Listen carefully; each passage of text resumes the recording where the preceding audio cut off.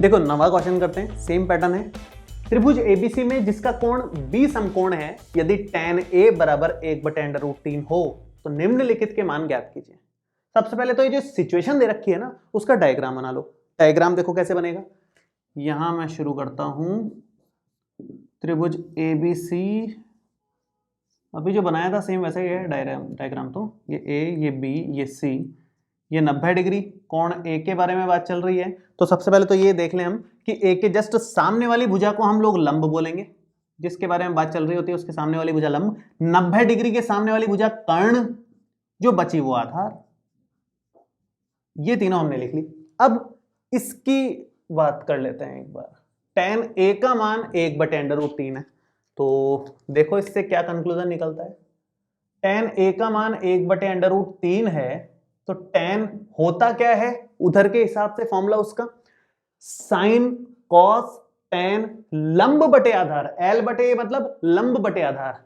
तो ये आप लिखो, ये है लंब बटे आधार। तो लंब और आधार का अनुपात है, k लगा करके लिख सकते हैं हम लोग सीधा कि लंब अनुपात आधार, एक बार लिख देता हूं मैं, वो 1/√3 है।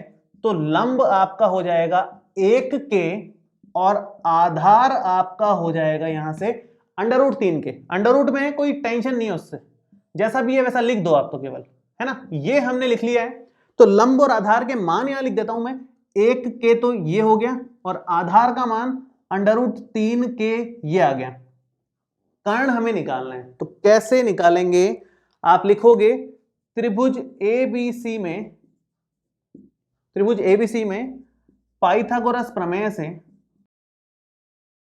हम कह सकते हैं कि AB का स्क्वायर प्लस में आधार का स्क्वायर प्लस लंब का स्क्वायर मतलब BC का स्क्वायर बराबर आएगा कर्ण के स्क्वायर मतलब AC के स्क्वायर के।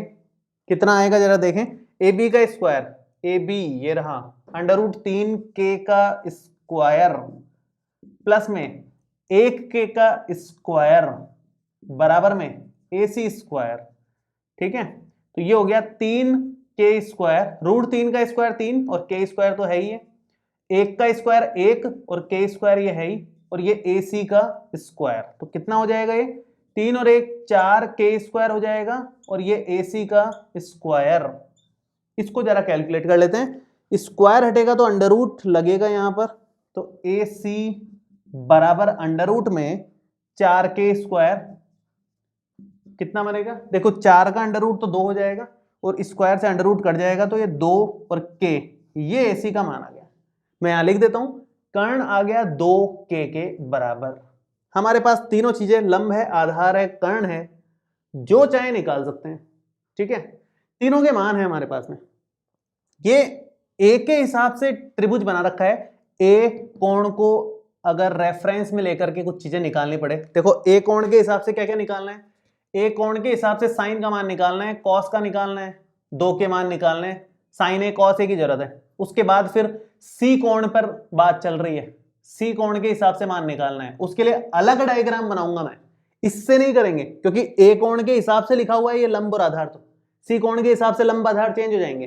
तो फिलहाल यहां से आप केवल साइन A का मान निकाल लो और कॉस A का मान निकाल लो। साइन A कितना, साइन का सूत्र L बटे K मतलब लंब बटे कर्ण लगाओ यहां पर, लंब बटे कर्ण। लंब कितना है 1k और कर्ण कितना है 2k, तो ये 1/2 हो गया। ऐसे ही कॉस A बटे K मतलब आधार बटे कर्ण, तो यहां आप लिखोगे आधार बटे कर्ण। आधार मतलब √3 के, कर्ण मतलब 2k, ये बन जाएगा √3/2, ये आ गया। ठीक है, √3/2 हो गया। अब यहां पर साइन A कॉस A आ चुका है। ये पूरा सेक्शन अब फ्री करो, आप डायग्राम दूसरा बनाओ। एक डायग्राम मैं इधर और बनाता हूं छोटा सा, जो C कोण के हिसाब से बना रहा हूं मैं। C कोण के हिसाब से मान निकालना है, इसके रेफरेंस में मान निकालना है। तो C के जस्ट सामने वाले को आप क्या लिखोगे, लंब। ये आपके लिए लंब हो गया। 90 डिग्री के सामने वाला तो कर्ण है, इसमें कोई सोचने की बात नहीं है। और तीसरी भुजा जो बचती है उसको आधार हम लोग बोलते हैं। अब यहां पर देखो ए बी का मान कितना है, ए बी का मान तो उतना ही रहेगा ना, लंब आधार किसी को कुछ भी बोलो उससे फर्क नहीं पड़ेगा। ए बी की लंबाई तो √3 के है, तो ये √3 के ही लिखी जाएगी। इसकी लंबाई 1 के है तो ये 1 के लिखी जाएगी, और ये आपकी 2 के है तो ये 2 के लिखी जाएगी। बस लंबाइयां वैसे ही है। अब आप यहां पर वापस से फॉर्मूला लगाओगे, एक तो साइन ए निकालने के लिए, सॉरी साइन सी निकालने के लिए और कॉस सी निकालने के लिए। साइन सी, साइन का फॉर्मूला तो 6 है, लंब बटे कर्ण, लंब और कर्ण। लंब है √3 के और कर्ण है 2 के, तो √3 बटे 2, के से के घट गया। कॉस सी, कॉस सी देखो, कॉस का सूत्र सेम है, आधार बटे कर्ण, आधार बटे कर्ण। आधार क्या है, आधार है 1 के, कर्ण कितना 2 के, मान कितना 1 बटे 2। ठीक है यहां तक। साइन सी और कॉस सी भी निकाल लिया, साइन ए और कॉस ए भी निकाल लिया, सब कुछ निकल चुका है, बस मान रखना है जो पूछा है उसमें। अब आप फर्स्ट पार्ट शुरू कर दो इसका।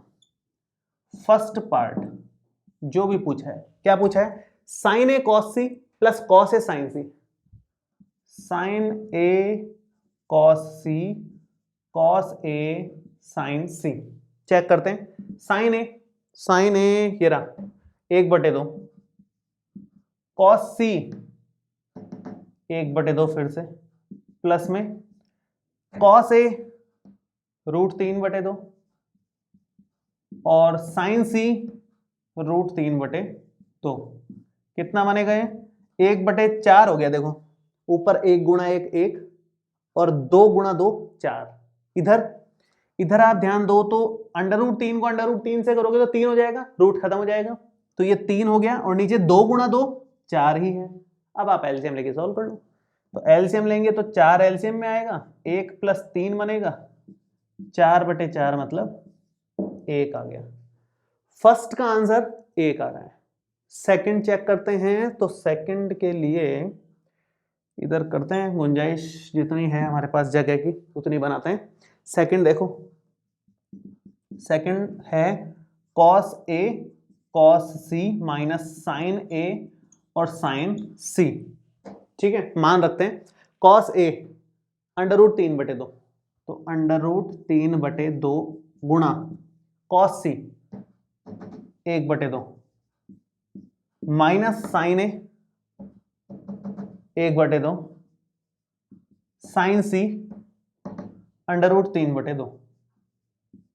कितना बनेगा, ऊपर है √3 गुणा 1 √3 और 2 गुणा 2 4, √3 गुणा 1 √3 और 2 गुणा 2 4, माइनस करते ही आंसर 0, खत्म। पहले का आंसर आ गया 1, दूसरे का आंसर आया 0।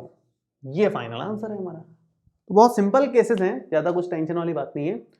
अगर आपके पास अलग अलग कोणों के हिसाब से मान पूछे तो अलग अलग डायग्राम बना लो, उसमें कोई टेंशन वाली बात नहीं है। उसके हिसाब से लंब कर्ण आधार हो जाएंगे और आंसर निकल जाएगा, कोई टेंशन नहीं है। तो थोड़ा ध्यान से देखें किस कोण के बारे में बात चल रही है, बस इतनी ध्यान देने वाली बात है। ठीक है।